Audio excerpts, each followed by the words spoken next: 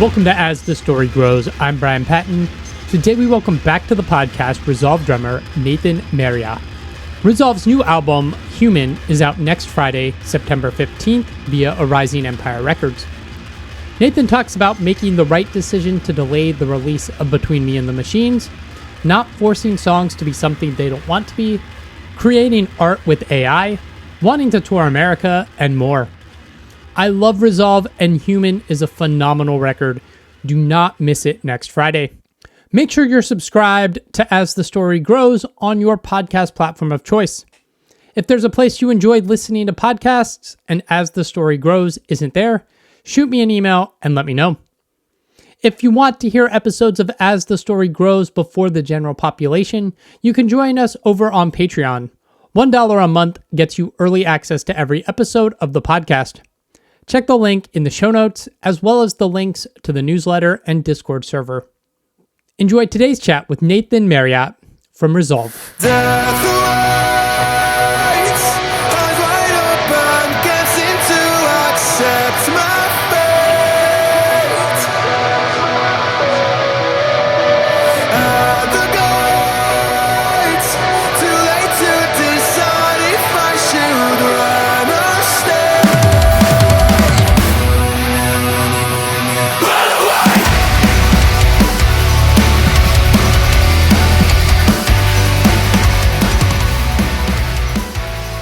So last time I spoke with you guys, you had just released, I think it was C6 Sailor. That single had just come out, and you couldn't even talk about the album yet. It hadn't been announced. So yeah. So we got a lot of catch up, actually. Yeah. So let's talk about Between Me and the Machines first. That record came out November of 21. What was France like, and like the world like that you released that album into? Like, were you guys still pretty heavily locked down, or were you able to like tour and support that record a little bit? So lockdown in Europe mainly was like until April 2022. But the thing is, in France, early March, even like I think by the end of February, everything was going back to normal. And we had a tour that was planned for March 2022, and we still in January we were unsure if it was. I mean, it was said to be how should I say, like lockdown, like the opposite. Like it was said to be lifted, I think, in February, and if everything was going as predicted, so we were told we should be able to tour, which happened, and we've done pretty much every show we wanted to be. There hasn't been any cancellation due to any pandemic or anything. And yeah, actually this album, I would say, came out at the right time. Yeah, we were right to take our time during the pandemic to really take the time to finish the product. And even though we could have released it earlier, it was actually a good thing having it for November 2021, because there are things that couldn't have make it on time. And yeah, this album actually bring us a lot of new fans. Like really a lot of people. It did what it was supposed to do, what we expected out of it. And we're pretty happy with the result, which is what we actually kind of rushed to do the second one. I mean, not that we rushed, but we haven't waited that long, because we just want to develop the band. And if everything is moving faster and faster every day, so why not just release some music whenever you can?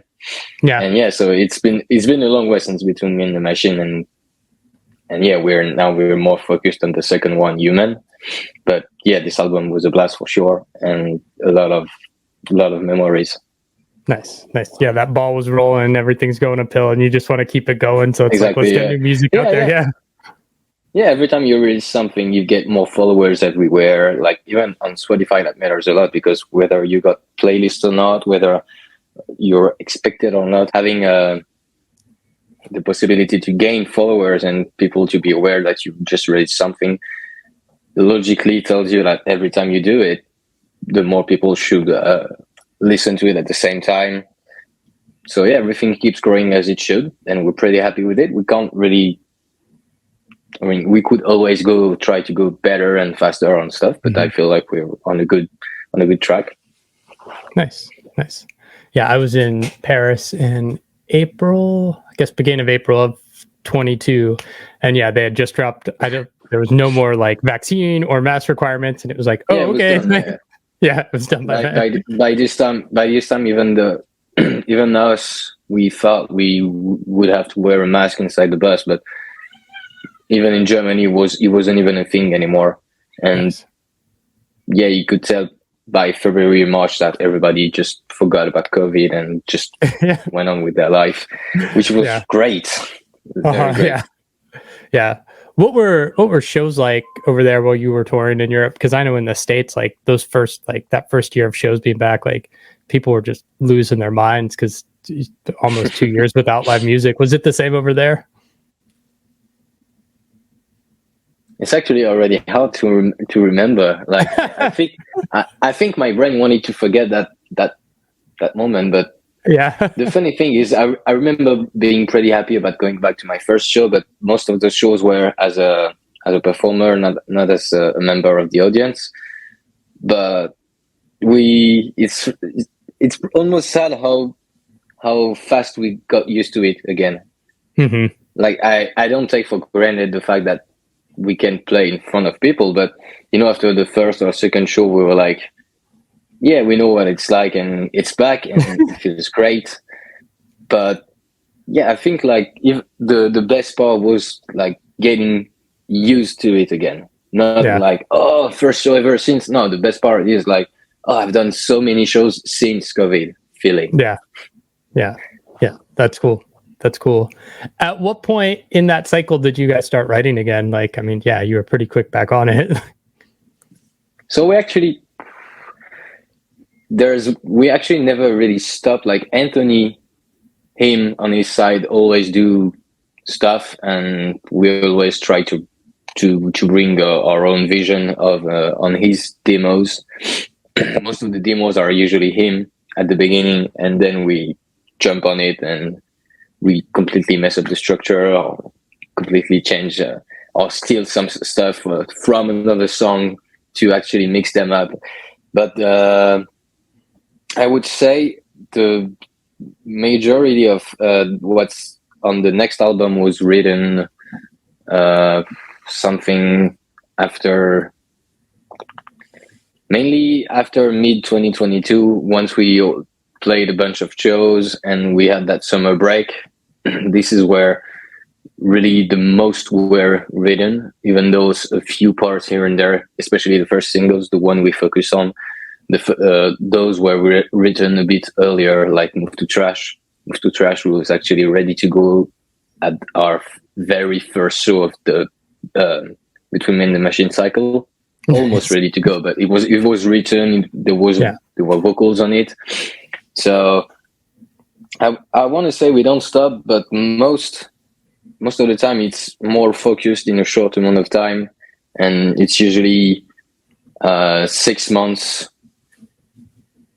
And this time it happened more than a year as usual before the album actually released. So before September 22, we were already writing a pretty big part of it. And there are a few that comes on late, but those are, I don't know, like the most challenging one you put on the side, and you're gonna finish it like after once the rest is you did with it. So yeah, some of these are older, but sure as not older as when we did Between Me and the Machine, for which we had songs that were already almost 4 years old. Yeah. So yeah, it's more fresh than the first album. And yeah, I want to say I'm pretty sure we're gonna work on the next one, probably something in spring 2024. Yeah, it's always like that. Like when you release an album, you actually have to expect the band to be writing the other ones 6 months, something like that, after it release. Yeah, the delay between writing and recording and release is like so long that it's yeah. All right, already time to get on. not even that, but also the window from the label for when you can release it, because they got also the projects releasing stuff. So yeah, even though you deliver the album ready, they'll be like, okay, so we can release it 6 months from now minimum, something like that usually. Yeah, it seems So like yeah, the you Rising gotta Empire wait. has it. Yeah, yeah, I was Yeah, gonna they're say, it busy. seems like, yeah, they have a pretty steady stream of something like every week. Yeah. Yeah. Yeah. Were there things when you guys started the writing process that you wanted to either continue from the last record, or things you knew you wanted to try differently? So the last time we were writing music for the first album, sometimes we would just kill ourselves trying to fit a part in between two parts, which was a real challenge. And this time, if it wasn't working, we were just moving on to something else. Like either the first 15 seconds doesn't make us bang our head or anything, or doesn't make us feel anything, maybe it's not the right start, so we start again. And once we're happy with the start, we'll be like, let's try chorus. And if it doesn't fit, we would be like, kids absolutely trying to make it fit, and there's just no point, just move to something else. Which is why some of the songs in the new album sometimes don't even have metal in it, or even have some things that you would have found in every other music we released, because sometimes it just wasn't the mood. You start off with something really chill, and then, well, if you can't put a breakdown, you just don't put a breakdown. Yeah. Which is something we've always done, but we feel like, hey, I love the vibe of it, and the only issue I have is it doesn't feel like a metal band. We're like, yeah, but we loved it, right? Yeah. So let's keep it. So some of the songs are more like, I would say, very different from what you would expect from a metal album. Yeah. I mean, there's still like extremely heavy moments, but then you have like Continuum, which is like the most goddamn beautiful song I've ever heard. Like, you've heard the whole album already, right? Yeah. Oh, nice. Yeah. You see, I was thinking about exactly that. Like, for instance, Continuum I remember when we wrote it, we were like, something was bothering us, was like, oh, it's been like 2 minutes and it's been really quiet, but it was so beautiful. Like the chorus, the first one that comes in, we felt like, oh, let's just keep on this vibe, because this is the way it's working. So if at any point like adding some heavy riffs and stuff doesn't work out, then it doesn't work out. Or we know what's going to happen, we're going to put it, and then 6 months later, right before recording, we'd be like, everybody told us to remove this part. Yeah, we should just remove it. So we know what's going to happen. I want to say we don't make that much mistakes when writing, because we know in advance that something is going to be problematic or not. Like sometimes some tricky progressive riffs with a bit of too much technique. Like it's really tricky to implement them in our music, even though we all love that kind of stuff. But we always try to find a good balance between technicality and clarity. Like for the listeners, they're not going to be able to tell what's happening if it's too tricky to play, if it's too tricky to count and stuff. So we like to implement this, but as easiest as it could be. Yeah. I think there's a lot of like metal bands incorporating more, I don't know, maybe melody's not the right word, but it seems like there's more openness to just like, this is where the song needs to go, and we don't need to just be like break down and punch you in the face all the time. There are other bands doing that. That doesn't have to be every band. Yeah. All it takes is a few big ones to do it. Just like all it takes is a few pop artists to make a few heavy, like I'm thinking to Machine Gun Kelly or even Post Malone. They've always been like a rock vibe from them, and now even Post Malone, is doing rock. So maybe a ton of people are going to be like, oh, I don't care if it's actually electric guitar on a pop song, because everybody's been doing it and everybody loves it. So it works in both ways. For metal, it takes like bands like, of course, I'm gonna say Bring Me and stuff. Yeah. they've always been pushing boundaries, and actually all the band realized like, hey, adding that kind of unexpected style on that part actually works, and maybe we should try things differently. And I feel like it's everything is growing, is evolving to be more musical, I would say, and not. I feel like it's less about the riff today, and it's more about how well can you cross genres together a bit. Yeah. Yeah. And I think probably like Spotify and playlist culture helps, because you could throw a song like Continuum on a non-metal playlist and somebody could discover your band and become a huge fan. Yeah, yeah, you never know. Yeah, yeah, but yeah, that's something we are conscious that is kind of a strength that we have, having a lot of eclecticism, but also maybe we fear that this might be a weakness, like people are struggling to really identify to us because there would be so many different elements. And like, would you rather master a ton of instrument or actually be the best but just at one, you know? It's a bit of that dilemma. Yeah. And we try to get it the most as homogeneous as we can, but yeah, of course you're gonna feel a lot of variety listening to it, and I bet you did.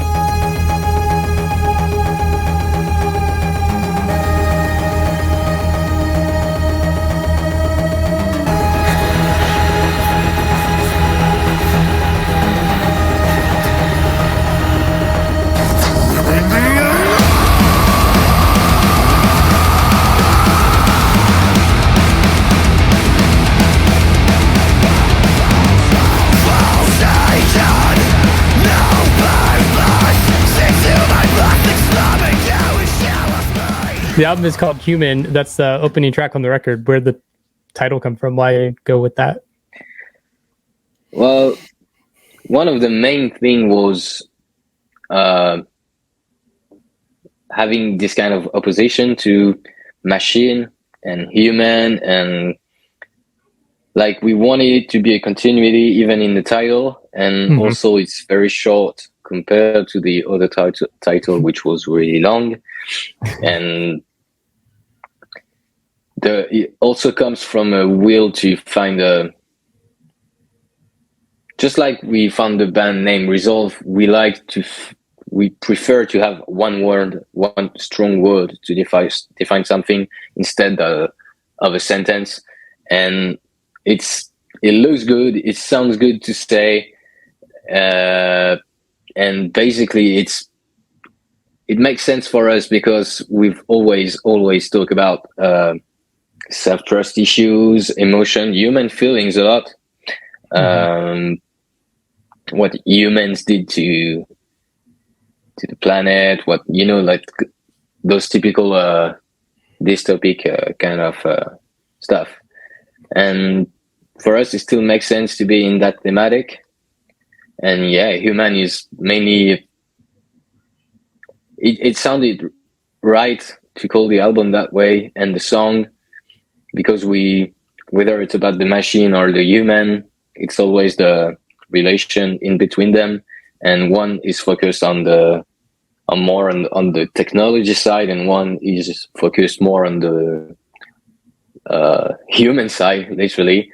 And just as this album is more honest, and I would say it's more our true self than the first one.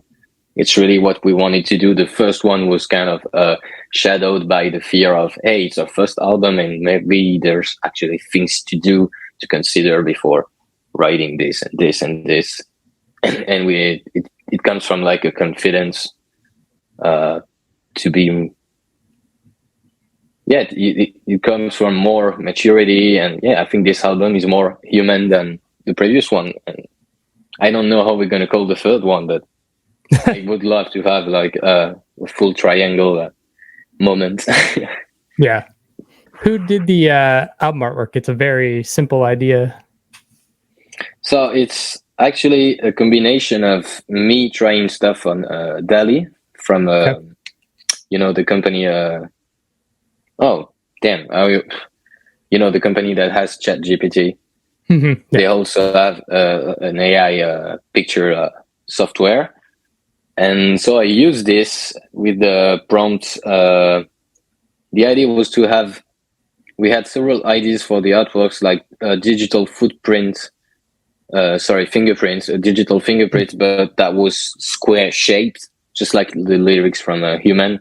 Like would get, you've got a PCB heart from the first album, and then you actually got a digital fingerprint, but that is robotic, so always the same kind of opposition, which was also something that led us think that human was actually the good title, because it was always working in opposition with what we did previously.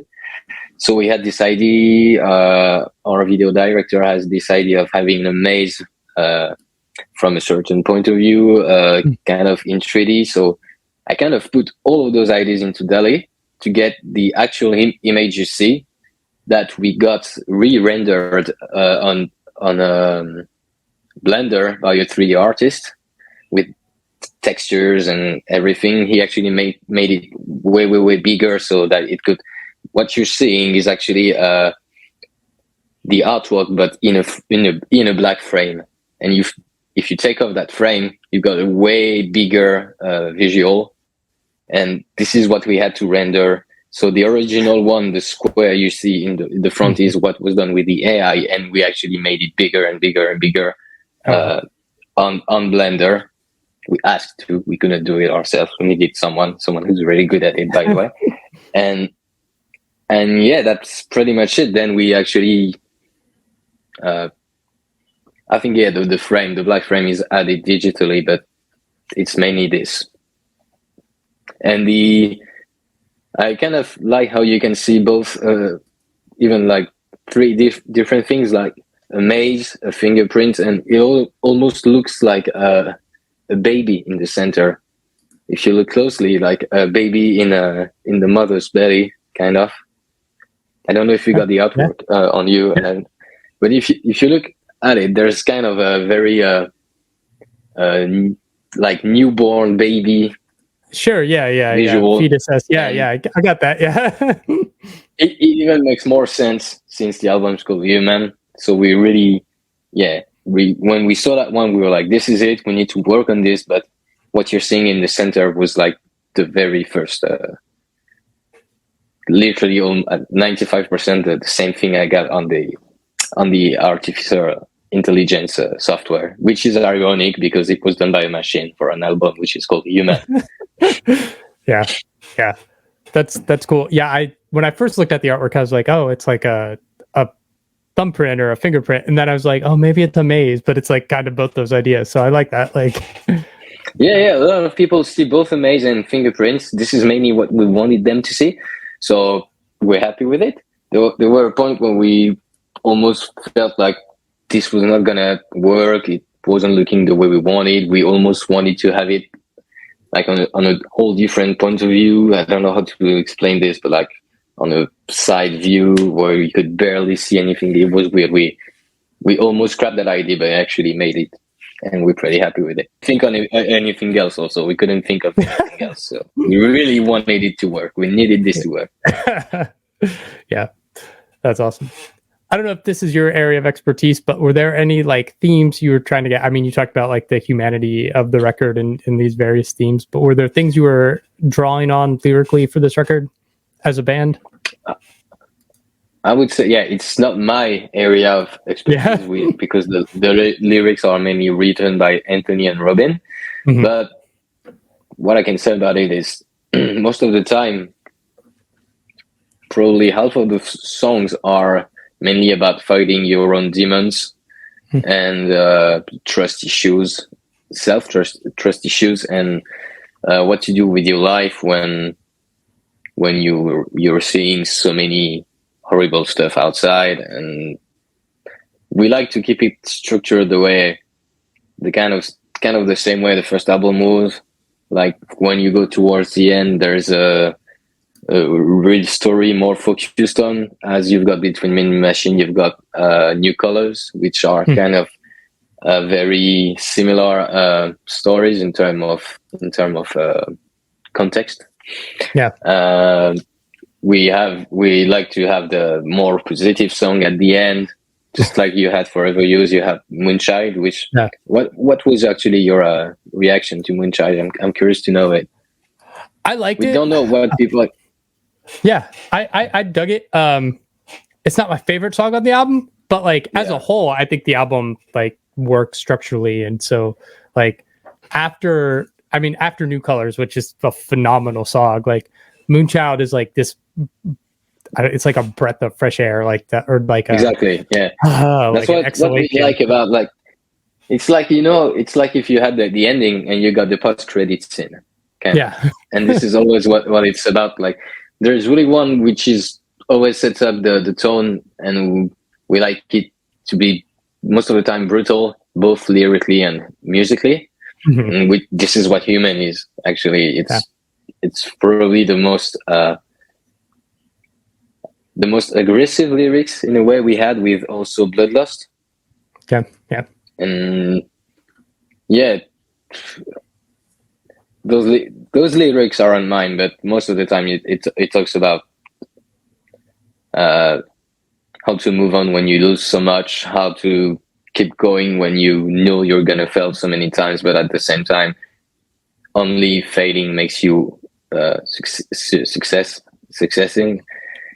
The more you fail, the more you increase your chance of being successful.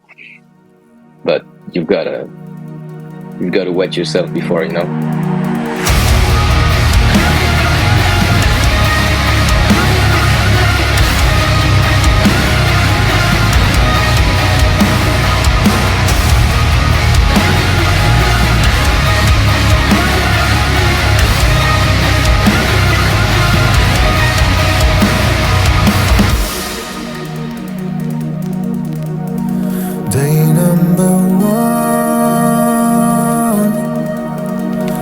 Star out of sight, still haggard from the fight with the galactic time. The album is out in a few weeks, mid-September. What's the rest of the year look like for the band? So right now we are touring the album from September 30th to October 29th. But the thing is, it's not like a full tour. It's not the entire month. It's only in France, and it's going to be only a few shows here and there at the end of each week. So focused on the weekends. But concerning about Europe, we're touring in November with Rise of the North Star, and for now, this is it. We've done a bunch of festivals this summer, and we've played a lot through Europe recently. So hopefully a tour in the US wouldn't be too much, like by the end of next year. And we'd like to, we hope on this album cycle to be able to come to the US. We don't know which is gonna come first, US or Australia. Maybe we're not in a rush to do it. We want to do it like properly. And yeah, we feel like it's gonna come natural for us to think about it when we're gonna tour again to Europe, and we're gonna want to, go take it to the next step. We still feel like we've got a lot of stuff to say in Europe. Yeah. I was gonna ask, like, I don't know, maybe it's like a sheltered like American idea, like, oh, band's got to come stateside for it to work. Is that something that like matters? I know like Landmarks is about to come over for the second time this fall. I'm catching them when they're over here. Like, that's going to be awesome.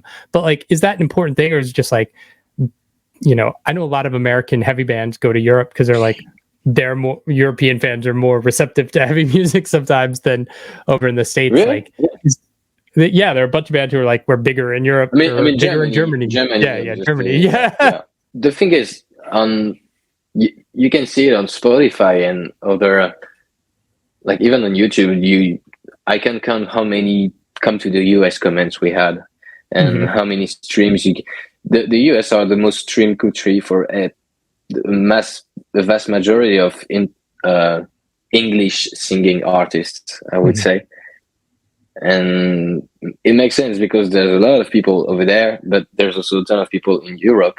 But still, most of the time, most of your listeners are from the United States. And I couldn't really explain it, even when you said that sometimes they don't react as good as in the States as in Europe to heavy music. But I feel like there's also kind of this American dream, you know, like if you can take your band to the US and be bankable, it means you are onto something. And it's like, from everything you hear, it's like it's one thing to go through Europe with your band and stuff, but are you worthy enough to grab people's attention overseas?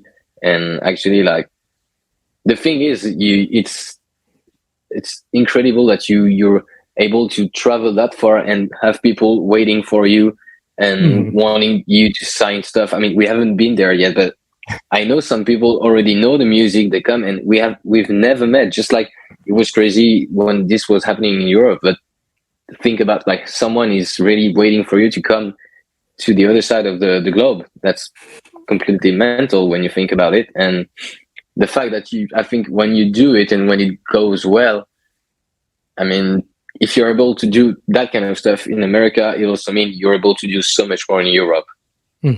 So it's like also from the way everybody sees you, it's like the image you send is way better when you say, hey, I can tour every continent, and you're like a worldwide band. Yeah. And it's nice to know when you've taken your project this far. Yeah. I think I asked Flo from Landmarks and Bert from Chunk, No Captain Chunk this, but about like singing in English, and they both were like, well, just screaming in French sucks. But like, is there something with being an English singing band, like, gives you a broad appeal, whether it's across Europe and Australia, like, you know, as opposed to like, if you scream in French, like the only people who does. People are... Well, it does. And at the same time, I feel like it's also like a trend that will never go away, because that style was, for the most part, born in English-speaking countries. So it's really weird it's sometimes really weird to add that change, even though, like, currently one of the most streamed artists on Spotify is like Rosalia, which only sings in Spanish, you know? So, I mean, it makes sense because Spanish is also one of the most spoken language, but I mean, even though a ton of British people listen to Rosalia, you know? And I'm feeling like this should be a possibility in metal, but metal was born in English-speaking countries, and it's really weird. Like, and also French used that way is weird. I don't know how to say that, and even I can't really understand what they say when they scream it. Yeah, it's like we're almost too used to English, and I can understand English screamed better than French, actually. Gotcha. Most of the time.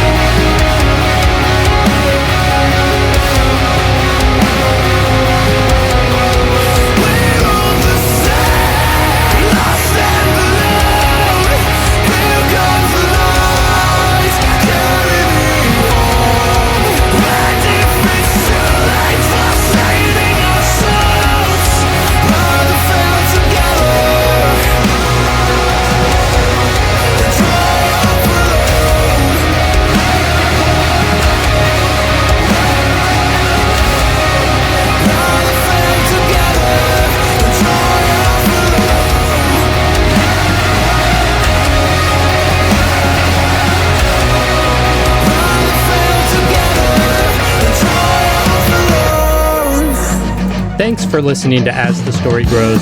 Our intro music was written and composed by Jeremy Hunt. The As the Story Grows theme is by Bob Nana. If you like what you hear, subscribe wherever you get your podcasts and give us a rating and review. If you'd like to support the show financially, you can join us at patreon.com/asthestorygrows. Be a part of our community and join the ongoing conversation over on Discord. If you enjoy this episode, share it on social media with your friends. Much appreciated, and thanks for listening. I never felt so young and alive as when I'm diving into a tune. And now I'm learning as I listen along, and the wheels are turning, and I started a song. One good word and I'm gone. Oh, as the story grows, the more I want to know, the more I want to show you. As the story grows, as the story grows.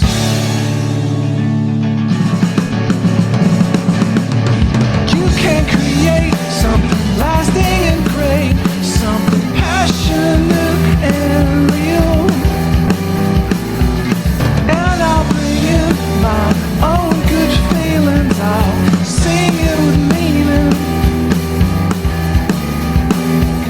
Let's just attack it and never look back. It's wild and fantastic. All together at full power, we're so much better. What's that word?